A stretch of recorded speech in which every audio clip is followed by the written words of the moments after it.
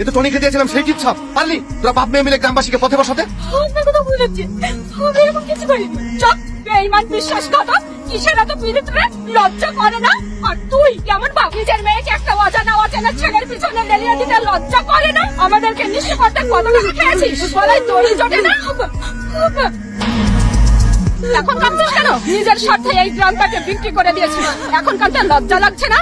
এই এদের এই মা মেয়েকে গ্রাম থেকে বের করে দে। থামো, ওর মায়ের কোনো দোষ নেই, ওর মাকে ছেড়ে দাও, ওই শয়তান মেয়েকে গ্রাম থেকে বের করে দাও। এই তোমরা সবাই চলো, অসৎ লোকের সৎ কাজ আমরা করবো না।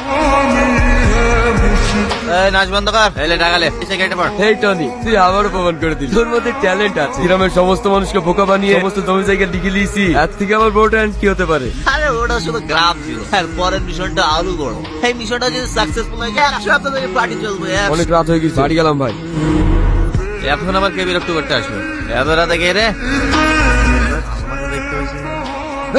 ভুল না, ঠিকই দেখছিস তুই। সালমা তুমি এখানে? এই, তোর লজ্জা করে না?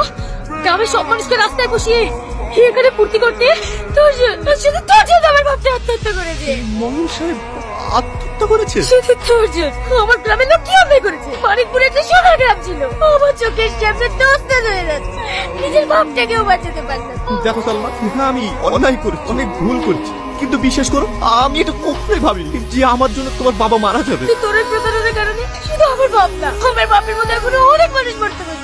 না না, আমি বেঁচে থাকতে ওই মানিকপুরের আর কাউকে মরতে দেবো না। যে হাত দিয়ে আমি সবার সম্পত্তি কেড়ে নিয়েছি, সে হাত দিয়ে আমি সবার সম্পত্তি সবাইকে ফিরিয়ে দেবো। কিন্তু ওই দলিলগুলো আছে শয়তান শাকিলের কাছে, তুমি কি করে ফিরিয়ে আনবে? সেটা আমি দেখে নেবো, আমি যেটা বলছি সেটা মন দিয়ে শোনো।